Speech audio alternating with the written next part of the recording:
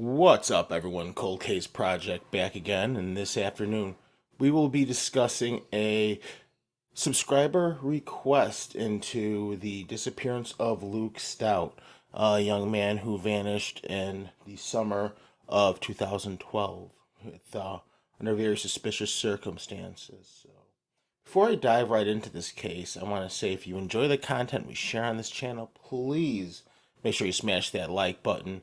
Hit that subscribe as I publish content each and every day or every other day to my channel, from missing persons cases to cold cases.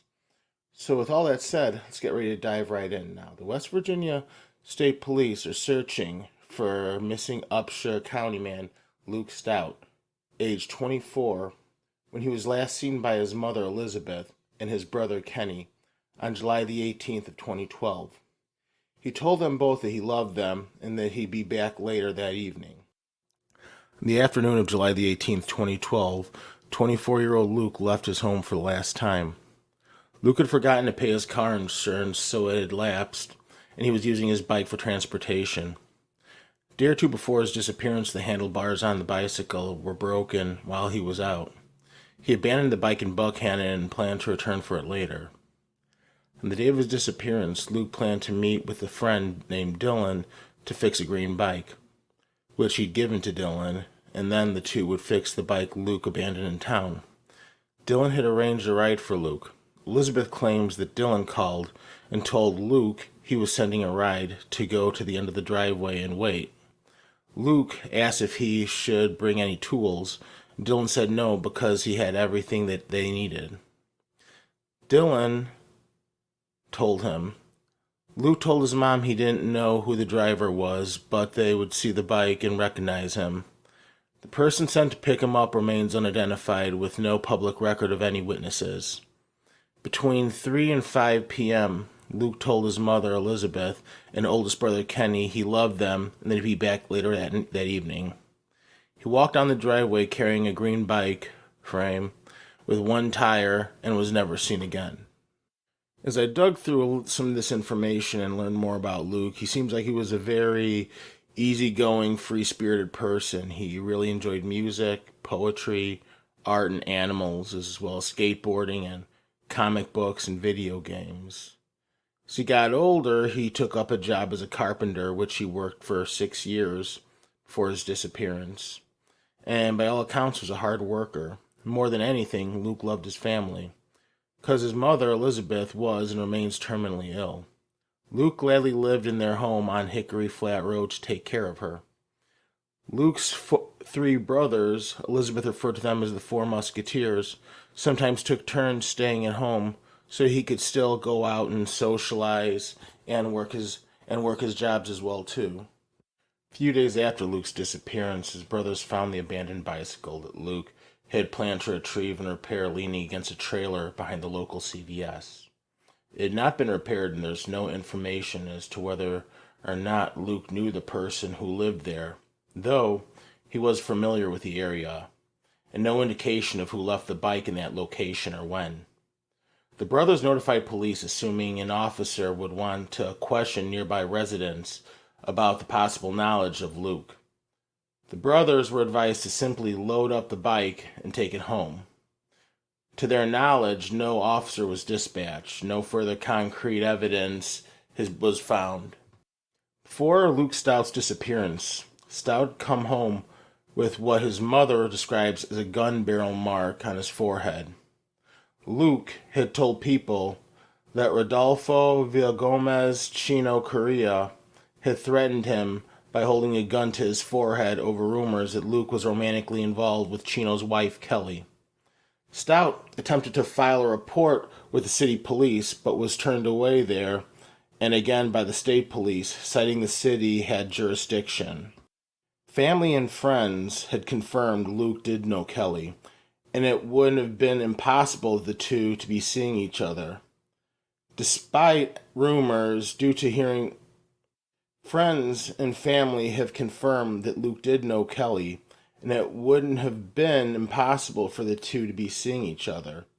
Despite rumors around the small town that Chino had plans to harm him, Luke reportedly went to the restaurant that Chino owned and confronted him, stating that if Chino was going to kill him, he should do it and get it over with. When police arrived, Luke was arrested for disorderly conduct. 5 days after Luke's disappearance on July the 23rd, 2012, the remains of Joshua Oberg were found off Bull Run Road in Upshur County. Oberg had been missing since January of that year. Investigators concluded that Joshua Oberg, Robert Siren, and Jesse Lee Heater had all been drinking in a field together in Hog Hollow when Heater shot and killed Oberg, then transported and hid the body in a shallow grave off Bull Run. Chino Correa had paid Heater $5,000 to kill Oberg for having the affair with his wife. He also paid Siren $500 to stay silent on the matter. Heater and Siren were also both cousins of Kelly. Ultimately, Correa pled guilty to charges of being in the country illegally, owning 16 firearms, and was sentenced to 3 years and 10 months in prison for these charges. He also pled guilty to and received 40 years in prison for second-degree murder, and between 1 and 5 years for conspiracy. Heater is now serving a life sentence, while Siron is serving a 15-year sentence for his involvement. Now, in October of 2012, nearly 3 months after Luke's disappearance, Elizabeth and Kenny were escorted out of a Buckhannon City Council meeting after the pleas for information led to a confrontation with Mayor Kenneth Davidson. Elizabeth demanded answers as to why only one search had taken place, why the police refused to take a report when Chino supposedly held a gun to Luke's head, and why the FBI was not involved. Davidson responded that he would not answer because he doesn't know anything about the case, and that Davidson claimed the police story and your story don't match up. And Elizabeth therefore questions the mayor on how he could know that the stories didn't add up if he didn't know anything about the case. Also in question were reports that the Buckhannon Police Department had been making derogatory remarks about Luke. Mayor Davidson claimed that he would speak with Elizabeth and Kenny, but not at that meeting as it was not the appropriate venue. The family was escorted out of the building by police after Kenny began to have an outburst. In a now-defunct Facebook dedicated to finding Luke, which was run by Elizabeth and disbanded because local gossip and snark, family claimed that several local organizations had offered help but were refused by the West Virginia State Police. These include the neighboring Barber County Search and Rescue, which would have employed the use of cadaver dogs. Regarding the day that Luke disappeared, Elizabeth later said on Facebook that Luke talked to another person on his way down the driveway, but she didn't name him because he gave contradictory statements to Luke's brother and law enforcement about seeing and speaking to Luke. She also states that Luke knew more than one person named Dylan, but she's sure of which one he was referring to, and he's not far from the pack, so she hasn't asked him about the disappearance and is waiting for the right time to face him. This may be a reference to reports that Kelly has a cousin named Dylan. Those still looking are friends and family and well-wishers, but the offers from professional search teams seems to be long gone. Lack of progress and perceived lack of effort by law enforcement and entities that was distressing to the family during the October City Council meeting has only grown. The pleas and outbursts have yielded only the occasional interview requests from true crime bloggers. Elizabeth's declining health has led her to step away from what were once 5 separate groups dedicated to finding answers, leaving only one Facebook page, Missing Luke Stout, as her venue to share the pain of missing her son. The West Virginia State Police never established a connection between Luke's disappearance and the murder of Joshua Oberg, or those involved, including Chino.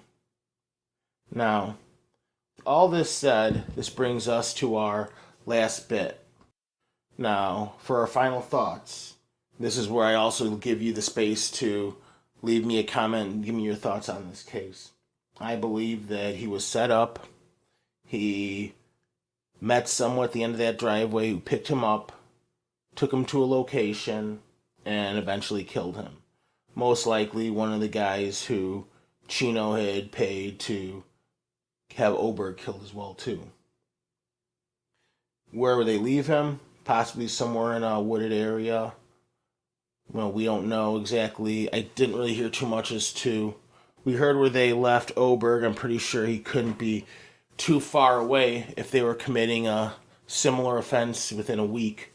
So, what are your thoughts? Leave them down in the case below. Now, as this is, like I said, a feature I've been doing since I started doing a lot of these true crime cases. I do want us to give a moment of silence and respect for Luke, for his family, and even for anyone impacted in this case right now, whether it be Oberg, whether it be the family and friends and the struggles they've been going through since 2012. So, all that said, let's start a moment of silence right now.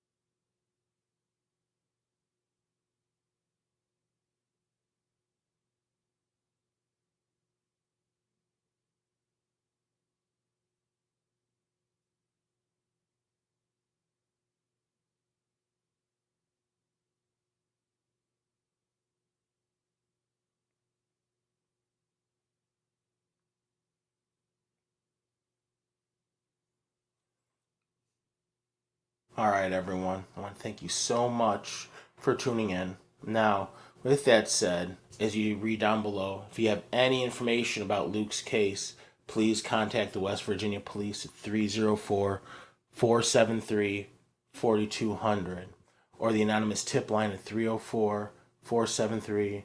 All right.